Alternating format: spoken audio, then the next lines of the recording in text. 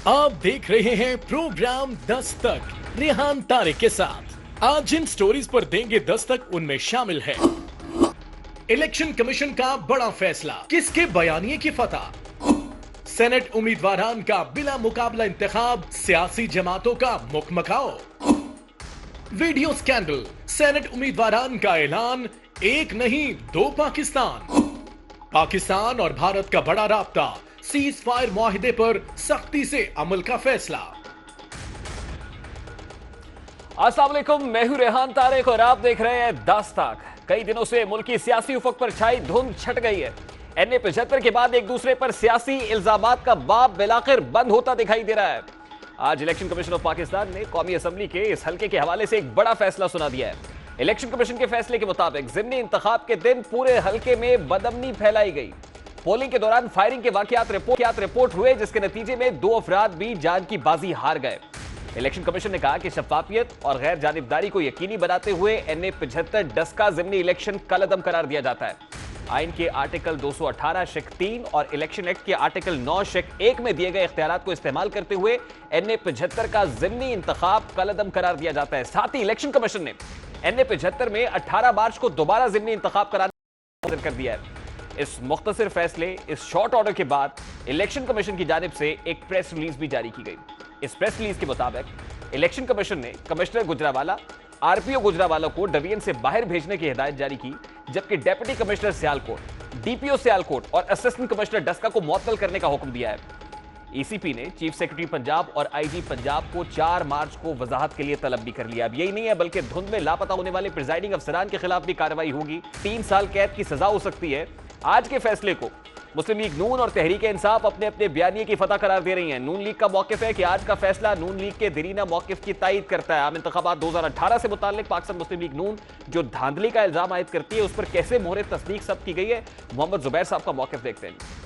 ज्यादा 2018 के इलेक्शन का जो हमने शोर मचाया था, अल्लाह ताला ने पूरी कौम के सामने ये दिखाया कि 2018 में क्या कुछ होता रहा था।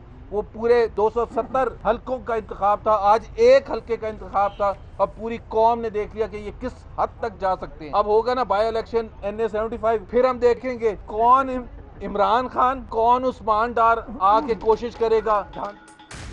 पाकिस्तान मुस्लिम लीग नून इस फैसले पर पुरमुसरत दिखाई दे रही है, खुशी का इजहार कर रहे हैं। इलेक्शन कमीशन की जानिब से इस मुख्तसर ऑर्डर के बाद वजीर इत्तलात शिबली फराज और साबिक मुआविन खुसूसी बराए वजीर आजम उस्मान डार ने फैसले को खुशाइन करार देते हुए इसे तहरीक इंसाफ के बयानिए की फतह करार दिया है। हमारे पास जो भी कानूनी ऑप्शंस हैं, हमारी लीगल टीम बैठ के आज ही फैसला करेगी। 23 पोलिंग स्टेशंस की एप्लीकेशन लेके नून लीग वाले यहाँ आए थे। पूरा मीडिया, पूरी कौम जानती है इनका मुतालबा 20 पोलिंग स्टेशंस के लिए था, जिसको तस्लीम किया, जिसको पार्टी चेयरमैन और वजीर आजम इमरान खान साहब ने इंडोर्स किया जी कि हम यहाँ इलेक्शन कराने के लिए तैयार हैं। अब इलेक्शन कमीशन के हिसाब फैसले के बाद आज वजीर आजम पाकिस्तान की ज़ेर सदारत वफाकी काबीना का हंगामी इजलास हुआ, जिसके बाद फैसला किया गया कि तहरीक इंसाफ इस फैसले को अदालत में चैलेंज करेगी। जबकि फैसले से कबल उस्मान डार ने अपनी ट्वीट में फैसला तस्लीम करने का ऐलान किया था, जबकि हल्के से उम्मीदवार अली असजद मली ने गुज़श्ता रोज हमारे प्रोग्राम में फैसले को मानने की यकीन दहानी भी कराई थी। अली असजद मली से बार बार पूछा था क्या इलेक्शन कमीशन के फैसले पर आप एतमाद यकीन का इजहार करेंगे। उन्होंने क्या जवाब दिया था, जरा उसकी एक झलक भी आपके सामने रखता है। NA 75 में हार गए तो यहाँ पे धांधली हो गई। कल जो भी डिसीजन आएगा उसको आप मानेंगे बतौर कैंडिडेट पाकिस्तान तहरीक इंसाफ के? बहुत शुक्रिया। इलेक्शन कमीशन के फैसले के बाद चंद सवालात पैदा हो रहे हैं कि फैसला किसके बयानिए की जीत है। क्या मुस्लिम लीग नून अपने मौकिफ को दुरुस्त साबित करने में कामयाब हो गई है? क्या इलेक्शन कमीशन ने नून लीग की ख्वाहिश के मुताबिक फैसला सुनाया? मरियम नवाज साहिबा की जानिब से इलेक्शन कमीशन से क्या मुतालबा किया गया था गुज़श्ता रोज, जरा उसकी एक झलक भी आपके सामने रखता है। बुजदार गवर्नमेंट पे गलती ठोक दी, ये सब कुछ जो बाजार पर डालते हैं, मैं ये बता देना चाहती हूँ सिर्फ बुजदार कसूरवार नहीं है, इसमें इमरान खान वोट चोर पूरे का पूरा जिम्मेदार है। तो जो भी अफसरान जिसने अपने हल्फ से गद्दारी कर इमरान खान वोट चोर का साथ दिया, ऐसे अफसरान को सिर्फ बेनकाब नहीं करना। मैं इलेक्शन कमीशन से ये दरखास्त देती हूँ कि इनकी पेटियां उतरवाई जाए और इनको इबरतनाक इनके साथ सलूक किया जाए। अब मरियम नवाज के मुताबिक वजीर आला नहीं बल्कि वजीर आजम इंतखाबात में धांधली के जिम्मेदार हैं, उनके खिलाफ कार्रवाई होनी चाहिए। जबकि इसी हवाले से आज वजीर इत्तलात शिबली फराज से सवाल पूछा गया तो उल्टा सहाफी पर बरस पड़े। शिबली फराज साहब से क्या पूछा गया था और उसका जवाब उन्होंने क्या दिया है, बड़ा इंटरेस्टिंग है जी, वो आपके सामने रखता है। शिबली फराज साहब, आप कह रहे हैं लीगल टीम से मशवरा लेंगे, मतलब कि आप अपील भी दायर कर सकते हैं फैसले के मुताबिक, तो आप इलेक्शन से भाग क्यों रहे हैं? हम इलेक्शन से भाग नहीं, ये आपकी ज़हनी की एक तो हो सकती है, तो आप अपनी ज़हन की जो इख्तरा है वो हमारे उस पे ना लाएं। कमिश्नर एक आईनी इदारा है, बिल्कुल है, कमिश्नर बिल्कुल है और था भी, और उसने कहा कि पंजाब की हुकूमत नाकाम हो गई है, हल्के में अवाम को तहफ़्फ़ुज़ देने में कत्ल हुए हैं, माहौल खराब हुआ है, इस वजह से इलेक्शन। क्या बुज़दार हुकूमत को इस्तीफा नहीं देना चाहिए? बिल्कुल नहीं देना चाहिए, मेरा ख्याल है कि आपको सहाफ़त छोड़ देनी चाहिए।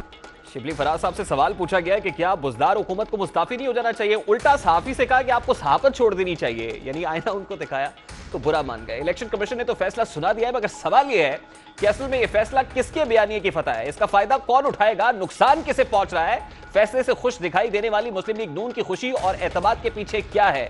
इस वक्त तर्जुमान मरियम नवाज, नवाज शरीफ साहब, पाकिस्तान मुस्लिम लीग नून के मरकजी रहनुमा मोहम्मद जुबैर साहब ने हमें ज्वाइन कर लिया। बहुत बहुत शुक्रिया जुबैर साहब आपके वक्त के लिए। जुबैर साहब, पाकिस्तान तहरीक इंसाफ तो इलेक्शन कमीशन ऑफ पाकिस्तान के इस फैसले को चैलेंज करने जा रही है, पाकिस्तान मुस्लिम लीग नून के एतमाद और यकीन के पीछे क्या है? हमारी तो बहुत बड़ी बात है, बहुत बड़ा ब्रेक थ्रू है और ये हिस्टोरिकल है इन एवरी कॉन्टेक्स्ट। और दूसरी बात ये है कि ये पाकिस्तान में आइंदा आने वाले इलेक्शंस में, चाहे बाई इलेक्शन तो जनरल इलेक्शन हो, तो एक इलेक्शन कमीशन ने एक बहुत स्ट्रॉन्ग स्टेटमेंट दिया है कि no nonsense will be accepted from now on. और दूसरी बात ये कि 2018 के इलेक्शन जो हुए थे, ये उसको हमारा जो नजरिया था, नैरेटिव था, उसको तकवीत देता है कि इलेक्शन हो जाता है और जी वो सब करके मट्टी पाओ और आगे चलना शुरू कर दो। इलेक्शन ट्रिब्यूनल्स ने उस तरह से काम नहीं करते। अभी इतना बड़ा चीज हो गई थी, वो इलेक्शन ट्रिब्यूनल्स का काम ही नहीं हुआ, तो हर इंडिविजुअल एक अपनी पोजीशन लेके जाता है। आरटीएस बैठ गया, जुबैर साहब, गुज़श्ता रोज मरियम नवाज साहिबा ने इलेक्शन कमीशन ऑफ पाकिस्तान से एक मुतालबा किया था कि वो अफसरान जो इसमें मुलव्विस है उनकी पेटियां उतरवाई जाए और उनको उसके बाद निशाने इबरत बनाया जाए। तो आज जो फैसला इलेक्शन कमीशन ऑफ पाकिस्तान ने जो प्रेस रिलीज जारी की है वो इस वक्त मेरे हाथ में है। आपने देखा होगा कि उसमें जिन जिन अफसरान को मुअत्तल करने के अहकाम सादिर किए गए हैं, क्या आप इस फैसले से मुतमईन है? जिन अफसरान को मुअत्तल किया गया है इन्हीं को करना चाहिए था, एंड दैट्स इट? नहीं, this is not enough, this is the beginning. Because असल चीज तो ये है, जो हमारा केस भी था, जो सलमान अकरम राजा ने लड़ा था, वो ये था, ये कॉन्स्पिरेसी हुई है और ये कॉन्स्पिरेसी के थ्रू इलेक्शन को जबरदस्ती छीनने की कोशिश की गई थी और उसमें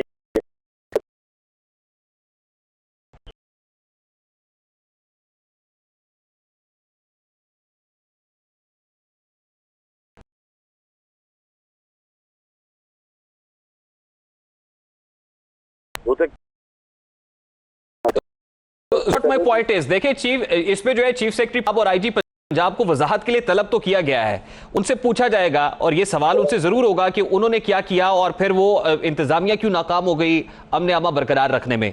लेकिन मरियम बीबी ने जो कल सवाल उठाए थे कि इसमें तो बुज़दार साहब बड़े मासूम आदमी हैं, इस पे गवर्नर ऑफिस का कोई ताल्लुक नहीं है, बल्कि इसका बराह रास्त ताल्लुक वजीर आजम ऑफिस से है और उन इंटेलिजेंस एजेंसी से है जो डायरेक्टली वजीर आजम साहब को रिपोर्ट करती हैं, लेकिन उसका तो जिक्र कहीं इस प्रेस रिलीज के अंदर नहीं है। असल चीज ये है कि अगर आईजी ने किया है, अगर चीफ सेक्रेटरी ने किया, तो 4 दिन से चीफ सेक्रेटरी चुप क्यों बैठे थे, वजाहत करते थे।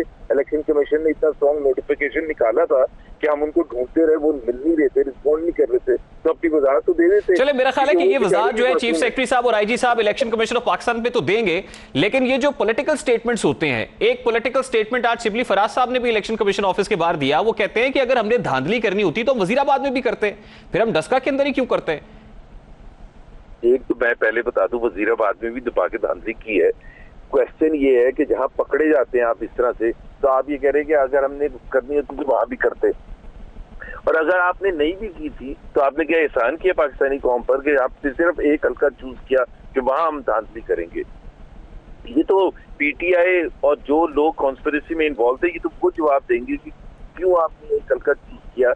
हमारे हिसाब से तो बाकी हल्कों में भी इन्होंने जबरदस्त कोशिश की है, पंजाब की बात कर रहा हूं मैं, लेकिन नहीं हो सका, तभी तो इतने कम वोट्स का डिफरेंस आया।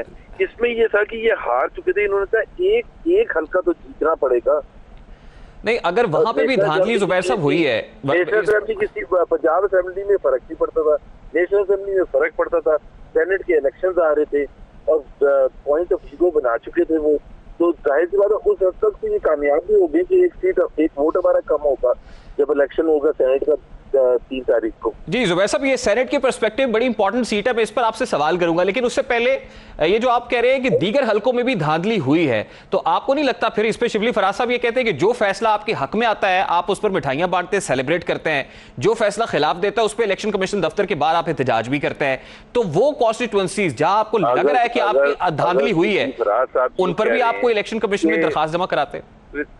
प्रिसाइडिंग ऑफिसर्स को अगर गायब कर दिया जाए और कंप्लेन करे इलेक्शन कमीशन तो हम मिठाइयां बांटे उस पर, मतलब पाकिस्तान को के लिए शर्मनाक तरीन सिचुएशन है कि जी प्रिसाइडिंग ऑफिसर्स और इलेक्शन कमीशन का रास्ता खत्म हो गया। ये इलेक्शन कमीशन दिखाया है और सेवरल आवर्स छहलों के साथ वो प्रिसाइडिंग ऑफिसर्स फिर रहे थे और किसी को पता नहीं था, और 6 बजे सारे के सारे एक साथ नमदार हुए हैं 3 दालों में। अब क्वेश्चन तो बहुत है, तो वो कहाँ थे इतने घंटे, कौन लेके गया था, दालों तक कैसे पहुंचे थे सारे के सारे एक जगह?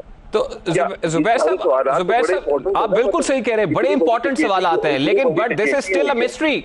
ये अभी तक एक मिस्ट्री है। अगर आप जैसे मरियम नवाज साहिबा कहती है कि हमारे पास बॉम्बशेल वीडियोस है, हमारे पास वो तमाम एविडेंसेस है, हमें ये पता है फार्म हाउस के अंदर कौन कौन लोग बैठे हुए थे, इवन इंटेलिजेंस एजेंसीज के कौन से लोग थे, उनके नाम तक हमारे पास मौजूद है। तो ये तमाम तर फिर तो पॉलिटिकल स्टेटमेंट से समझी जाएंगी ना, ये इलेक्शन कमीशन के सामने शवाहिद रखते क्यों नहीं आप? इलेक्शन कमीशन के सामने हमारा फर्स्ट ऑब्जेक्टिव था कि इलेक्शन को नल एंड वॉइड डिक्लेयर करना, वो हमने अचीव कर लिया। हमने जितनी वीडियोस दिखानी थी, जो जिस हद तक दिखानी थी हमने दिखाई थी, आज भी दिखाई है इलेक्शन कमीशन ने। लेकिन असल चीज ये है कि जो जब पहला मरहला खत्म हो गया, दूसरे मरहले में हम खुद कह रहे हैं कि क्रिमिनल चार्जेस होने चाहिए उनके खिलाफ जिन्होंने इस कंस्पिरेसी में हिस्सा लिया, जिन्होंने जो आइडिया था जिसका और फिर जिन्होंने इम्प्लीमेंट किया। तो इमरान खान साहब उस्मान गुजार को तो मैं ब्लेम नहीं करता हूँ, कितनी इंटेलिजेंस है नहीं ये इस किस्म की हरकतें वो करें। But Zubair साहब, my point is the story still needs to be unearthed. अब 18 मार्च को दोबारा इंतखाब होने जा रहा है, लेकिन आप समझते हैं कि 18 मार्च से पहले जिम्मेदारान का तयन भी होगा और फिर वो तमाम तर एविडेंसेस भी प्रोड्यूस होंगे कि जिसमें पता चल सके कि प्रिजाइडिंग ऑफिसर्स कहां पर मौजूद थे, कितने ठप्पे लगाए उन्होंने और कैसे धांधली हुई? क्योंकि अभी तक तो ये सब कॉन्स्पिरेसी ही है ना, जैसे आप ये कह रहे हैं, अभी तक तो कंफ्यूजन के सवालात ही हैं, लेकिन ये हकीकत आश्कार हो जाएगी 18 मार्च से पहले? नहीं, जो 14 फॉर्म 45 जो 29-23 में से जो लोग थे प्रिसाइडिंग ऑफिसर्स, उनके 14 के तो डिस्क्रिपेंसी बिल्कुल वाज़ेह है ना कि जी पहले जो फॉर्म 45 सबमिट हुए थे और जो बाद में सुबह 6 बजे सबमिट हुए, वो डिफरेंस है। ये पीटीआई के जो लॉयर थे वो अपनी तरफ से ये कह रहे थे कि जी 14 में ही हुए, बाकी 6 ने इसलिए नहीं किया था जो गायब थे, बाकी 6 ने इसलिए नहीं किया था कि सबको एक जगह बिठा के टप्पे लगवा रहे थे। जब टप्पे लगा के विक्ट्री इंश्योर हो गई और वो 14 के साथ हो रही थी तो 20 पे क्यों करते? बड़ी सिंपल सी बात है, इसलिए बाकी 6 ने नहीं किया। लेकिन बाकी 6 बता दो ना कहाँ बैठे थे, हमें बताएं तो सही, कहाँ उठा के लेके गए थे? और क्या रेयर कॉन्फिडेंस है कि सारे के सारे एक जगह से मिल गए? नहीं, लेकिन आप कह रहे हैं ना कि आपको तो पता है कि वो कहाँ पर थे, तो आप बता दें। नहीं, हम जो ये हुकूमत ने भी कुछ करना है नहीं करना, हम कहते हैं कि हम महंगाई कम कर सकते हैं। नहीं, हुकूमत तो मानने को तैयार नहीं है कि ऐसा कुछ हुआ था। इस हुकूमत वक्त का काम है ना, हुकूमत वक्त में क्या करना है क्या नहीं करना, हुकूमत वक्त बताए ना, पहले तो हमारे सवालों का जवाब दें। नहीं, ये तो अब इलेक्शन कमीशन ने करना है ना सर। देखिए, इलेक्शन कमीशन की प्रेस रिलीज में लिखा है इन तमाम अफसरान के खिलाफ इलेक्शन कमीशन खुद इंक्वायरी करेगा या फिर वफाकी हुकूमत या सूबाई हुकूमत को इंक्वायरी कराने का हुक्म देगा, जिसका फैसला बाद में होगा। आपको नहीं लगता कि इलेक्शन कमीशन को आपको असिस्ट करना चाहिए? बिल्कुल कोऑपरेट करेंगे। अच्छा सर, मुझे ये बताएं कि 18 मार्च को अब इस कॉन्स्टिट्यूएंसी के ऊपर इंतखाब होगा, 3 मार्च को सेनेट इंतखाब गुजर चुका होगा, तो आपको नहीं लगता कि आपके लिए एक मेजर सेटबैक है कि सेनेट में जब बड़ा कांटेदार मुकाबला है, पीडीएम के मुतफिका उम्मीदवार यूसुफ रजा गिलानी साहब मैदान में है, आप एक वोट जो है अपना खो देंगे वहां से? अगर एक वोट से हारे ना यूसुफ रजा गिलानी, तो फिर तो जाहिर है हमने जो वावेला में चाहना है कि हमारी एक एमएनए इलेक्ट हो चुकी होती, जिसको रोक दिया गया, तो अल्लाह ना करे एक वोट का फर्क हो, लेकिन हम समझते हैं कि यूसुफ रज़ा गिलानी का जीतेंगे, काफी वोटों से जीतेंगे। सर हम तो समझते हैं बड़ा नेक टू नेक होगा ये कॉन्टेस्ट, अगर आपके हक में भी होता है तो एक एक वोट बड़ा कीमती होता है। आपके ख्याल में कितने वोटों से आप यूसुफ रज़ा गिलानी साहब को इलेक्ट कराएंगे? नहीं, अभी तो देखे ना, अभी तो लीगली हम कुछ कर ही नहीं सकते। हम सब कितने उनका वोट उन्होंने नल एंड वॉइड डिक्लेयर कर दिया, तो she is not an MNA, तो वो जाके वोट तो नहीं कास्ट कर सकते। नहीं बिल्कुल ठीक है, लेकिन आपको ये उम्मीद है कि यूसुफ रज़ा गिलानी साहब कॉम्प्रिहेंसिवली जीतेंगे? कितने वोटों से जीतेंगे यूसुफ रज़ा गिलानी साहब? आपने क्या कैलकुलेट किया वैसे? नहीं, अभी तक तो ये मैंने हमारे कोई ऐसा कॉम्प्रोमाइज कोई कैलकुलेशन नहीं है कि कितनों से जीतेंगे। फर्स्ट थिंग इज अगेन पहला हर्डल पास करना कि मेजॉरिटी लेके आए। अच्छा जुबैर साहब, वैसे ये सारी कैलकुलेशंस हमारे मालूमात के मुताबिक आपके फिंगर टिप्स पे हैं। देखें, आपको तो शायद secret ballot, open ballot, show off hands की भी जरूरत नहीं है। आज जो पंजाब के अंदर हुआ है, सारे आपने बिला मुकाबला मुंतखब करा लिए हैं, तो इसका मतलब मुकमुखा तो हुआ है कहीं ना कहीं। नहीं, वो पंजाब की हद तक तो एक अंडरस्टैंडिंग डेवलप हो सकती है कि जी आप क्या फायदा होगा आप एक दूसरे के, और ये एक उस लिहाज से सही है। लेकिन जहाँ कांटेदार मुकाबला वहां तो मुकाम नहीं देखे ना, इसका मतलब ये है कि जहां पर पॉलिटिकल इंटरेस्ट होते हैं वहां पर ऑपोजिशन और हुकूमत जो एक आंख नहीं एक दूसरे को मतलब भाती है, जो बैठ नहीं सकते हैं, वो इस मुकमुका की मेज पर भी बैठ जाते हैं। एक तो ये आप लोग उसको मुकमुका कहें या जो भी कहें, एक अंडरस्टैंडिंग डेवलप हुई है कि जितनी तनासब है। हमारे पास तो 28 एक्स्ट्रा भी थे, जो हमारे जनरल सीटों पर 3 इलेक्ट होने थे, उसके बाद 28 हमारे फालतू बचते थे। तो हमने तो कोई वो हमारे लिए कोई हमने गलत काम नहीं किया। हमने तो कहा कि जो हमारी 3 सीटें हैं डिजर्व करती हैं, 3.5 तो हो नहीं सकती। तो जुबैर साहब दीगर जगहों पर भी ये अंडरस्टैंडिंग डेवलप हो रही है, वो केपी का महाज हो, बलोचिस्तान हो, या ही वो नेशनल असेंबली हो? नॉट एज सिंपल ना केपी और वहाँ में, इसलिए वहाँ नहीं हो सकता। ठीक है, वहाँ पंजाब में इट वाज फार इजियर। वहां पे आपको लगता है you are going to turn the tables और कुछ सरप्राइज देंगे? तो फिर मुझे ये बताएं सर कि कौमी मफाद जहां पर होता है, मतलब जहां पर एक रियल इश्यूज है, कॉमनर के प्रॉब्लम्स है, वहां भी कोई अंडरस्टैंडिंग डेवलप करे हुकूमत के साथ, मुल्क को आगे लेकर चले सर?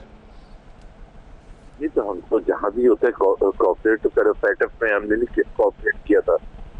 10,000 दूसरी जगह पर कोऑपरेट किया था जहां नेशनल इश्यूज होते हैं, बिल्कुल हम करते हैं। ठीक है, बहुत बहुत शुक्रिया जुबैर साहब आपके वक्त के लिए। पाकिस्तान मुस्लिम लीग नून के मरकजी रहनुमा मोहम्मद जुबैर हमारे साथ मौजूद थे। गुफ्तगू आपने सुनी, अभी एक ब्रेक लेंगे और ब्रेक के बाद जब वापस आएंगे तो फिर बात करेंगे कि सेनेट इंतखाबात से कबल किसने किसको सरप्राइज दिया है। बड़ा आम मामला है, इस आम मामले पर बात होगी इस ब्रेक के बाद। हमारे साथ रहेगा।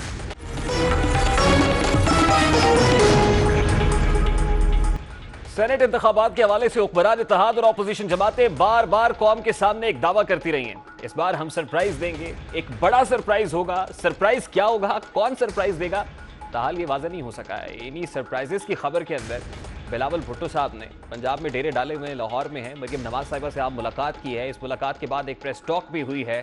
वो क्या कह रहे हैं, सरप्राइज से मुताल्लिक क्या बातें सामने आ रही हैं, वो सरप्राइज कब होगा, जरा एक झलक आपको दिखाते हैं।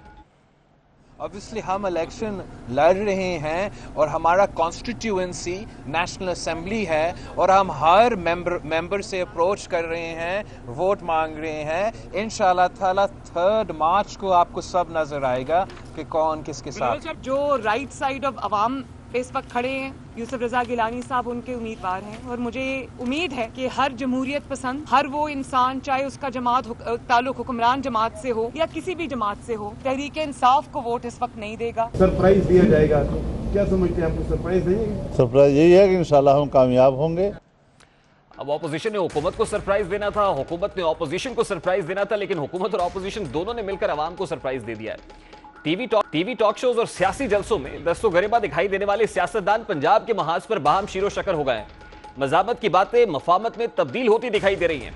सेनेट का पंजाब महाज, जहां तमाम तर कयास आराइयां, तमाम तबसरे और तमाम पेशगोइयां दम तोड़ गई हैं, जहां शो ऑफ हैंड्स की जरूरत पेश आई है, नई खुफिया रायशुमारी के मामलात पर बहस हुई है, MPs की मंडी लगी है, न ही करोड़ों में डील की कोशिश की गई है, हिस्सा बकदरे जुस्सा की अमली तस्वीर सामने आई है। जब मुस्लिम लीग नून और तहरीक इंसाफ ने सेनेट इंतखाबात से कबल ही अपने अपने उम्मीदवार बिला मुकाबला बिला मुकाबला मुंतखब करा लिए हैं। बिला मुकाबला मुंतखब होने वाले उम्मीदवारों में पीटीआई को 6, जबकि मुस्लिम लीग नून को 5 नशस्तें मिली हैं। 5 नशस्तें पाकिस्तान मुस्लिम लीग नून की हैं। दरअसल पाकिस्तान तहरीक इंसाफ की भी 5 नशस्तें हैं। एक जो काफ लीग को नशस्त दी गई है, वो मिलाकर टोटल 11 नशस्तें बनती हैं। 7 जनरल नशस्तों में से 3 पीटीआई और 3 ही मुस्लिम लीग नून के नाम हुई हैं। 7 नशस्तों में मुस्लिम लीग कायद के नाम एक नशस्त रही है। टेक्नोक्रेट की नशस्त पीटीआई की, दूसरी नशस्त मुस्लिम लीग नून की हुई है। ये मफामत अब कैसे हुई है? पंजाब में दोनों सियासी हरीफ बाम शीरो शकर कैसे हुए हैं? अगर यही करना था तो सदारती रेफरेंस सुप्रीम कोर्ट भिजवाने की जरूरत क्या थी? अगर यही करना था, सदारती ऑर्डिनेंस जारी करने की जरूरत क्यों पेश आई? आज सुप्रीम कोर्ट ऑफ पाकिस्तान ने सेनेट इंतखाबात ओपन बैलेट से कराने से मुतालिक सदारती रेफरेंस पर राय महफूज कर ली है, जिसे सदर ममलिकत को इरसाल भी किया जाएगा। अदालत उज़्मा ने अटॉर्नी जनरल और दीगर फरीकैन के दलाइल मुकम्मल होने पर राय महफूज की है, जबकि इलेक्शन कमीशन के वकील जो शाजिल सवाती हैं 28 तारीख तक राय दे दें ताकि इंतखाबी अमल मुकम्मल किया जा सके। इस हवाले से एक राय सामने आई। इलेक्शन कमीशन ने अपनी राय महफूज कर ली है। सुप्रीम कोर्ट की राय क्या होगी, सेनेट इंतखाबात कैसे होंगे, कानून साजी का अमल कैसे पाए तकमील को पहुंचेगा, ऐसे दर्जनों सवालात मौजूद हैं जिनके जवाब आना अभी बाकी हैं। लेकिन इससे कबल ही ऑपोजिशन और हुकूमत में बढ़ती कुर्बत क्या है, इस मामले को जानने की कोशिश करेंगे। सीनियर सहाफ़ी तज्ज़ियाकार सलीम बुखारी साहब हमारे साथ स्टूडियोज़ में मौजूद हैं। बहुत बहुत शुक्रिया बुखारी साहब आपके वक्त के लिए। बुखारी साहब, यही वो सरप्राइज था जिसे देने की बातें हुकूमत भी कर रही थी, ऑपोजिशन भी कर रही थी, वो सरप्राइज जो आज पंजाब में दिया? बहुत शुक्रिया आपका। आप एक तो इस बुरी तरह से जकड़ते हैं आदमी को अपने सवाल में कि जवाब देने के लिए मुझ जैसे बाबे को भी सोचना पड़ता है, तो ये तो मेरा कॉम्प्लीमेंट है आपको। एनीवे, देखिए, गुजारिश ये है कि इस पूरे प्रोसेस में जो पिछले कई महीनों से चल रहा था, ख़ास तौर से पीडीएम की कैंपेन के बाद से, who was the party at stake, ये अहम सवाल है। It was neither PTI nor PMLN nor Pakistan Peoples Party. ये थी वो जिसको कोई कह रहा था सेलेक्टर हैं, कोई कह रहा था उनको लाने वाले हैं, कोई कह रहा था एस्टेब्लिशमेंट है। स्टेक उस पार्टी के थे इसके ऊपर। आप समझ रहे हैं मैं क्या कह रहा हूं? बुखारी साहब, बिल्कुल समझ रहा हूं। आप किसी मखलूक की बात कर रहे हैं, लेकिन बात यह है सर कि इसमें फतह किसकी हुई है जो पंजाब में हुआ?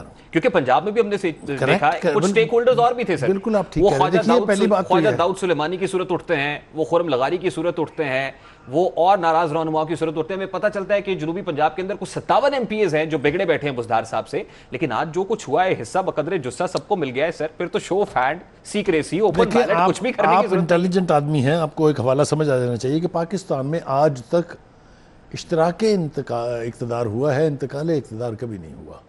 और उसकी वजह यह है कि एक और stakeholder. I'm sorry to interrupt you sir. देखिए, आप सीरियस सहाफ़ी हैं, आप बेहतर तौर पे कमेंट कर सकते हैं सर। फिर ये जो टीवी टॉक शोज के अंदर आके, सियासी जलसों के अंदर आके अवाम को बेवकूफ़ बनाया जाता है। Absolutely, you are right, largely yes, आपके साथ इत्तेफाक करता हूँ मैं। और ये बेवकूफ़ भी पहली दफ़ा नहीं बनाया जा रहा, बेपनाह दफ़ा बनाया गया है। कभी हमें नॉन पार्टी इलेक्शन के हवाले से बनाया गया है, कभी मजलिस शूरा बना के बनाया गया है, कभी किंग्स पार्टीज, कितनी दफ़ा बनी है आपको नहीं पता? तो sir, honourable justice of supreme court जो सदारती रेफरेंस पर अहम रिमार्क्स दे रहे हैं एजाजुल एहसन साहब, वो कह रहे हैं ठीक है, फिर मुतनासिब नुमाइंदगी होनी चाहिए। तो मुतनासिब नुमाइंदगी तो हो गई, ये नुमाइंदगी आप सिंध में भी कर दें, केपी में भी कर दें, बलूचिस्तान में भी हो जाए सर। ये सेनेट का शोर शराबा क्यों है सर? इसी बदलती सूरत हाल को मैं सम अप करने की कोशिश करता हूँ आपके सामने। एक तो ये कि हमारे मुल्क की बदकिस्मती ये है कि जब भी कोई हमारा हाकिम जो है श्रीलंका जाता है, पीछे से कुछ ना कुछ हो जाता है। आपको जी मैं बिल्कुल समझ गया सर। आप परवेज़ मुशर्रफ साहब की बात कर रहे हैं जी, और आप शौकत अजीज साहब की बात कर रहे हैं, आप नवाज शरीफ साहब की बात कर रहे हैं, जुनेजो की भी बात कर रहा हूँ मैं, अब इमरान खान साहब। आपको लग रहा है वो तसलसल बरकरार रहेगा? एब्सोल्युटली, मैं उसकी जवाब आपको पेश कर देता हूँ। पहली बात तो ये कि 23 तारीख को प्राइम मिनिस्टर साहब यहाँ से गए हैं। उस ऐसे लगता था कि अगर बहुत पहाड़ टूट पड़ा तो उन 20-22 हलकों में इलेक्शन दोबारा हो जाएगा। रेडिकल टर्न आई उसमें कि पूरे के पूरे उस इलाके का जो उस कॉन्स्टिट्यूंसी का इलेक्शन था वो नल एंड वाइड हो गया। लेकिन बुखारी साहब इसका फायदा तो खुद अल्टीमेटली पीटीआई को होता हुआ दिखाई दे रहा है। 18 मार्च को इलेक्शन होगा, सेनेट की अहम नशिस्त है जिस पर कांटेदार मुकाबला है, वहां से एक वोट नहीं पड़ेगा बुखारी साहब। अगर पीएमएल जीत जाती तो उनके पलड़े में एक वोट तो पड़ जाता। देखिए, पीएमएल ने फिर जीत जाना है, यही तो मैं आपको। लेकिन वो 18 को जीतेंगे ना सर, 18 को सेनेट इंतखाब गुजर चुका। करेक्ट, एक सीट गई ना। लेकिन इसके नतीजे में क्या मिलने जा रहा है? जो पंजाब का सवाल आपने पूछा था, आप मुझे उस तरफ आने देंगे जरा, थोड़ा सा अगर इजाज़त दें तो। पंजाब में जो मुकमका हुआ है, इसे आप डील का नाम दे लें, इसको आप मुकमका कह लें, इसको आप कंप्रोमाइज़ कह लें, इसको आप बेटर पॉलिटिकल अंडरस्टैंडिंग कह लें, क्योंकि जिन्होंने ये कराया है उसके बाद फिर इन बड़ी पार्टियों की ना कोई ज़ाती राय रह जाती है, ना कोई ऑप्शन रह जाता है। तो यहाँ पर जो कुछ हुआ है वो उसी गैबी कुव्वत ने कराया है, और वही गैबी कुव्वत इससे बड़ा सरप्राइज देने जा रही है 3 मार्च को। 3 मार्च को क्या होने जा रहा है सर? यूसुफ रज़ा गिलानी साहब जीत रहे हैं या हफीज शेख साहब सीट निकाल लेंगे? जिसकी तरफ इशारा जो है आज बिलावल ने भी किया है, जिसकी तरफ इशारा खुद यूसुफ रज़ा गिलानी कर चुके हैं। इसका मतलब ये है वो ये कहते हैं ऐवाने बाला में बेशक कॉम्प्रिहेंसिव विक्ट्री हो पाकिस्तान तहरीक इंसाफ की, मेजॉरिटी पाकिस्तान तहरीक इंसाफ की हो, अददी अक्सरियत ज्यादा हो, यूसुफ रज़ा गिलानी साहब की सीट निकलेगी, और सिर्फ वही पीडीएम के लिए जो है वो क्रूशल है इस वक्त। ऐवाने बाला क्रूशल नहीं। इसकी और ज्यादा सिग्निफिकेंस ये है कि अगर ये जिसको हमने आसानी से कह दिया कि सीट निकाल लेंगे, वो मैंने भी आसानी से कहा, अगर वो निकल जाती है तो do you know what does it mean? It means the prime minister has lost the confidence of the house. लेकिन उसके बाद बाकायदा वोट ऑफ नो कॉन्फिडेंस की मूव लानी पड़ेगी। No, that is in itself vote of no confidence. लेकिन sir वो यूसुफ रज़ा गिलानी साहब निशिस्त निकालेंगे कैसे? अददी अक्सरियत तो है नहीं, उससे पहले मंडी लगेगी, आज कैसे, उससे पहले नोट बांटे जाएंगे, मंडी की जरूरत नहीं है, ये उससे पहले हॉर्स ट्रेडिंग होगी। ये मंडी वाले नहीं करा रहे हैं, ये मंडी वाले नहीं है, ये कोई और करा रहा है जिसने पंजाब में करा। ठीक है, यानी ज़मीर की आवाज पर वोट होगा। सेनेट इंतखाबात में किसने अपनी हमदर्दियां किसे और क्यों फरोख्त की? तहरीक इंसाफ से वफादारियां क्यों नहीं निभाई? कौन सा एमपीए कितने में बिका? किसने किसके हुक्म पर पैसे लिए? इन सवालात का जवाब तलाश करने के लिए और सेनेट इंतखाबात 2018 में घपलों की वीडियो के मामले की तहकीकात के लिए वजीर आजम ने एक कमेटी बनाई। इस कमेटी ने एमपीएस की तहकीकात करने की बजाय उल्टा ऑपोजिशन के सेनेटर्स के खिलाफ केसेस एफआईए को भेजने का फैसला कर लिया है। इन सेनेटर्स में जमात इस्लामी के मुश्ताक अहमद, पीपल्स पार्टी की रुबीना खालिद, बहरामंद खान तंगी, जबकि मुस्लिम लीग नून के दिलावर खान शामिल है। चारों सेनेटर से पूछा जाएगा कि सेनेटर बनने के लिए मतलूबा वोट्स ना होने के बावजूद वो कैसे मुंतखब हो गए। एमपीएस को करोड़ों रुपए दिए जाने की वीडियो से उनका क्या ताल्लुक है? सवाल पैदा होता है कि वोट हुकूमती एमपीएस ने फरोख्त किए। इल्जामात तहरीक इंसाफ के मेंबरान असेंबली पर आयद किए जा रहे हैं, जबकि हुकूमत की कमेटी ऑपोजिशन के सेनेटर से सवालात क्यों पूछ रही है? इसी मामले पर बात करेंगे। पाकिस्तान पीपल्स पार्टी से ताल्लुक रखने वाले सेनेटर बहरामंद तंगी हमारे साथ मौजूद है। बहुत बहुत शुक्रिया बहरामंद तंगी साहब आपके वक्त के लिए। सर, सबसे पहले तो ये फरमाइएगा कि वफाकी वज़रा पर मुश्तमिल कमेटी जो प्रॉप कर रही है उस वीडियो स्कैंडल को, उसने ये एडवाइस की है कि एफआईए को केसेस भेजने हैं। अगर एफआईए आपको बुलाती है तो आप एफआईए को रिपोर्ट करेंगे? देखिए रेहान साहब, थैंक यू सो मच। आपने एक अच्छे इश्यूज पे मुझे बुला के मुझे टाइम दिया, इस पे आपका शुक्रिया। देखिए, यहाँ तक एफआईए को ये केस भिजवाने का ताल्लुक है और हमें बुलाने का ताल्लुक है, तो सबसे पहले अगर वीडियो के जरिए आप देखें तो जगह पीटीआई का, देने वाला पीटीआई, लेने वाला पीटीआई, वीडियो बनाने वाला पीटीआई, वीडियो लीक करने वाला पीटीआई, और फिर पीटीआई का प्राइम मिनिस्टर खड़ा हो के आज से 3 साल पहले कि उसने कहा था कि मेरे पास वीडियो है जो पैसे गिन के बैग में डालते हैं, वो वीडियो भी रिकॉर्ड पे, और जो उबैद मायार एमपीए है उसका भी आज से 3 साल पहले 2018 में एक बयान रिकॉर्ड पे है कि जब उनको पार्टी से निकाला और कहा कि इन लोगों ने अपना वोट देखिए ना, हर मामले का कोई ना कोई बेनिफिशियरी और कोई ना कोई विक्टिम होता है। इस तमाम तर मामले का जो बेनिफिशियरी है वो पाकिस्तान पीपल्स पार्टी के वो सेनेटर है जो सूबाई असेंबली के अंदर 4 नशिस्तें होने के बावजूद मुंतखब हो जाते हैं बतौर सेनेटर और ऐवाने बाला में चले जाते हैं। You are one of them. तो सवाल तो उठता है कि आपके पास तो अददी अक्सरियत नहीं थी, इसके बावजूद आप मुंतखब होकर ऐवाने बाला के मेंबर कैसे बन गए? रेहान साहब, मैं आपको बता दूं, सबसे पहले आपकी इत्तला के लिए अर्ज है कि हम 4 एमपीएस नहीं थे, पाकिस्तान पीपल्स पार्टी के 7 एमपीएस हैं, और जब अपोजिशन इलेक्शन में मैदान में अपने कैंडिडेट्स को उतारते हैं तो ये एक मुख्तलिफ पार्टीज के साथ मिल के कोई किसी को सेकंड वोट देता है, कोई किसी को फीमेल का वोट देते हैं, कोई किसी को टेक्नोक्रेट का वोट देते हैं, किसी को जनरल वोट देते हैं, और ये तमाम पार्टीज मिल के फिर अपने कैंडिडेट्स को निकालते हैं। नहीं, तो लेकिन उसके लिए आपको उसके लिए अददी अक्सरियत चाहिए होती है ना sir. It's about number game. वो नंबर गेम में तो आप पूरे नहीं थे, तो फिर कैसे हो गए? वो लॉबिंग कैसे स्ट्रांग हुई? इस हॉर्स ट्रेडिंग का तासुर तो बड़ा मजबूत हो जाता है। देखिए, मैं यही तो कह रहा हूं कि अगर पार्टीज जो कि सिंध से और बलूचिस्तान से आज सेलेक्टेड प्राइम मिनिस्टर पर ये बात होती है कि इन लोगों चेयरमैन इमरान ने पैसे लिए 35 करोड़ 70 करोड़ 40 करोड़ रुपए, तो अगर पीटीआई इसी तरह बहरामंद तंगी जैसे एक वर्कर को, एक कारकुन को, एक जीआईएल को टिकट देते हैं तो फिर ये ना उंगली उठती है, और फिर वहां जो एमपीएस है वो एमपीएस देखते हैं कि फलाना कैंडिडेट जो है ये पैराशूट वाला है। नहीं तंगी साहब, वो तो अब बात हो रही है ना, लेकिन 2018 के सेनेट इंतखाबात के अंदर आपको वोट दिए पाकिस्तान तहरीक इंसाफ के मेंबरान सूबाई असम्बली ने। क्या पाकिस्तान तहरीक इंसाफ के मेंबरान सूबाई असम्बली, जिनको बाद में मुअत्तल किया गया, उन्होंने ज़मीर की आवाज पर आपको वोट दिया? रेहान साहब, सबसे पहले क्या आप पे नऊजुबिल्लाह वहीं आ चुके हैं कि मुझे पीटीआई के लोगों ने वोट दिया है? जब सीक्रेट बैलेट की बात होती है तो सीक्रेट बैलेट में आपको कैसे पता चला कि मुझे पीटीआई की? अगर पीटीआई आपको सपोर्ट ना करती तो आप फिर कैसे मुंतखब हो जाते? मैं तो ये कह रहा हूं, फिर आपको किसने वोट दिया? मतलब आपको क्या लग रहा है, किस ग्रुप ने आपको वोट दिया तो आप सेनेट में आ गए?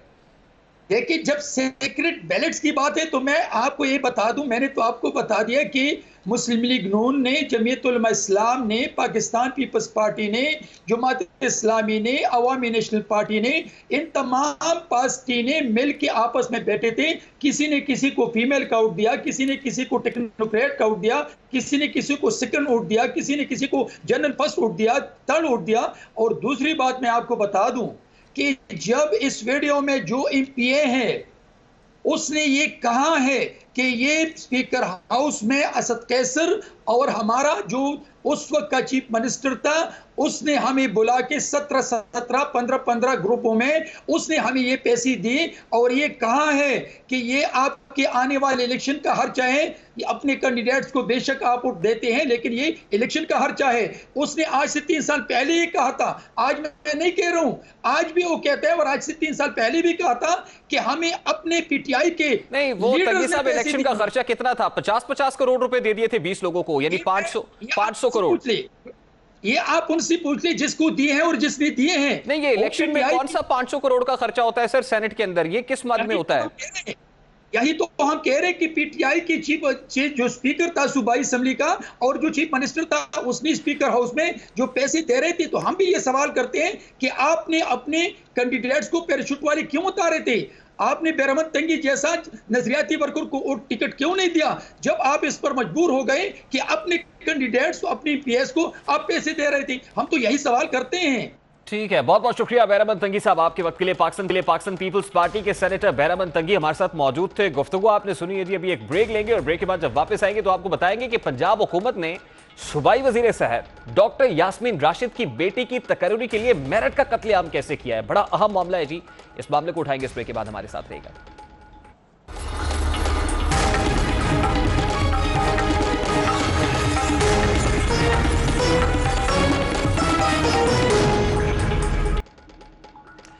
वजीर सेहत पंजाब डॉक्टर यास्मीन राशिद की साहबजादी डॉक्टर आयशा अली की तैनाती के हवाले से गुज़श्ता कई रोज से खबरें मंजर आम पर हैं। पंजाब हुकूमत और इसके तर्जुमान बार बार इस तकर्री को मेरिट के ऐन मुताबिक करार दे रहे हैं।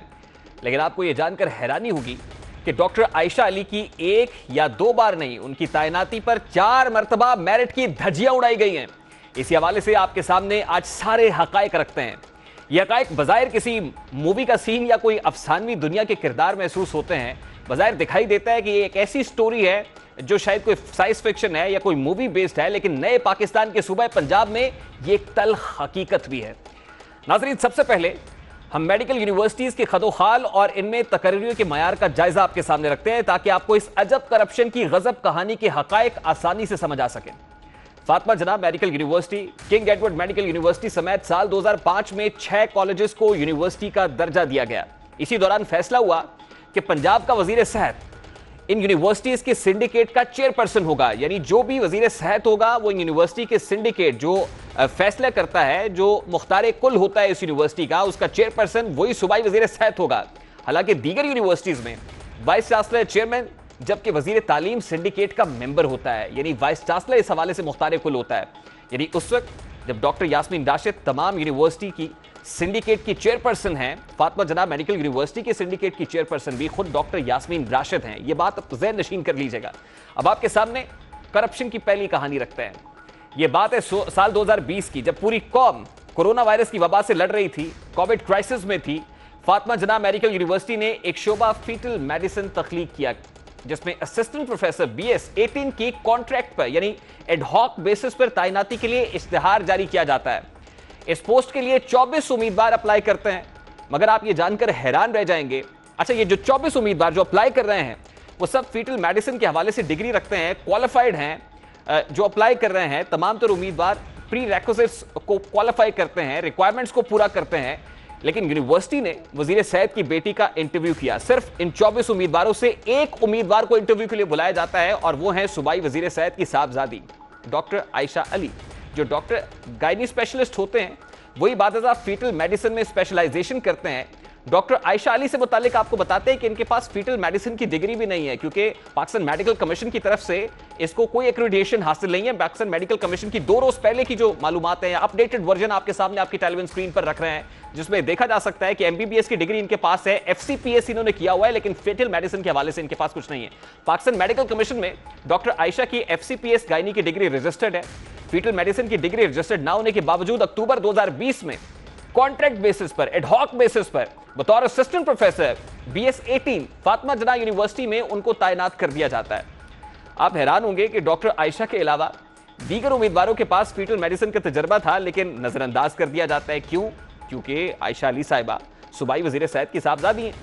फातिमा जना यूनिवर्सिटी में असिस्टेंट प्रोफेसर की सीट एडहॉक बेसिस पर होने पर वजीर सेहत को यह असामी पसंद नहीं आती है। ये नशिस्त एक आंख नहीं भाती है कि एडहॉक बेसिस पर प्रोविंशियल मिनिस्टर की साहबजादी काम करेंगी। फिर यहां पर किंग एडवर्ड मेडिकल यूनिवर्सिटी 2 हाथ आगे बढ़ती है, जरा फ्रंट फुट पर आकर खेलती है। एक नई आसामी तख्लीक की जाती है और यह आसामी कॉन्ट्रैक्ट पर नहीं बल्कि मुस्तकिल बुनियादों पर, परमानेंट बेसिस पर तख्लीक होती है। अब की बार उन्हें ग्रेड 18 की बजाय 19वां स्केल दिया जाता है। यह आसामी BS 19 की है, असिस्टेंट प्रोफेसर की, जबकि वजीर सेहत की बेटी को गैर रजिस्टर्ड डिग्री की बुनियाद पर ग्रेड 19 में assistant professor foetal medicine select नहीं किया जा सकता। 12 जनवरी 2021 को डॉक्टर आयशा की तकर्री के ऑर्डर्स भी जारी कर दिए जाते हैं। परमानेंट असिस्टेंट प्रोफेसर BS 19 में उनके ऑर्डर्स जारी हो जाते हैं। वजीर सेहत की बेटी अब की बार सुकून का सांस लेती हैं और अगले ही रोज इमीडिएटली एक्स पाकिस्तान लीव पर बरतानिया रवाना हो जाती है, यानी ज्वाइनिंग देते ही एक्स पाकिस्तान लीव भी मिल जाती है।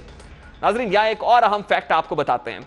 2005 से लेकर अब तक किंग एडवर्ड मेडिकल यूनिवर्सिटी में टीचिंग काडर पर कोई भी मुस्तकिल आसामी तख्लीक नहीं की हुई, यानी कोई भी जो टीचिंग फैकल्टी वहां पर काम कर रही है, असिस्टेंट प्रोफेसर्स काम कर रहे हैं, वो परमानेंट बेसिस पर नहीं है बल्कि एडहॉक बेसिस पर काम कर रहे हैं। ये नहीं बल्कि पाकिस्तान की सबसे पुरानी university, university of health sciences, 2003 में जो यूनिवर्सिटी के तौर पर सामने आती है, यूनिवर्सिटी का दर्जा दिया जाता है, आज तक वहां भी कोई मुस्तकिल आसामी तख्लीक नहीं हुई है।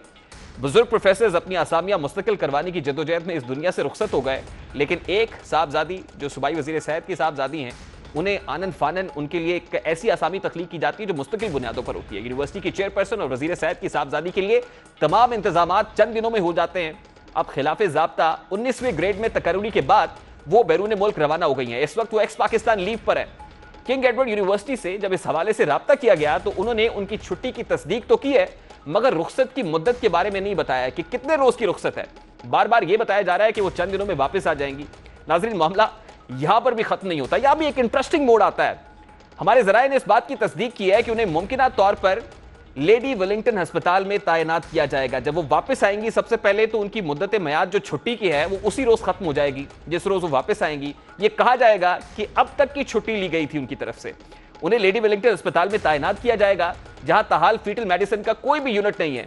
इसलिए तमाम एसोसिएट प्रोफेसर ग्रेड 18 में काम कर रहे हैं, जबकि वजीर सेहत की साहबजादी 19वें ग्रेड में अस्पताल को ज्वाइन करेंगी। ये अजब करप्शन की गजब कहानी नहीं है तो क्या है? मार्केस, ये दो नहीं एक पाकिस्तान के नारे के ऊपर भी एक सवालिया निशान है। ये तो था आज का दस्तक। आपसे मुलाकात होगी इंशाल्लाह कल। अपना रखिएगा ख्याल। अल्लाह हाफ़िज़।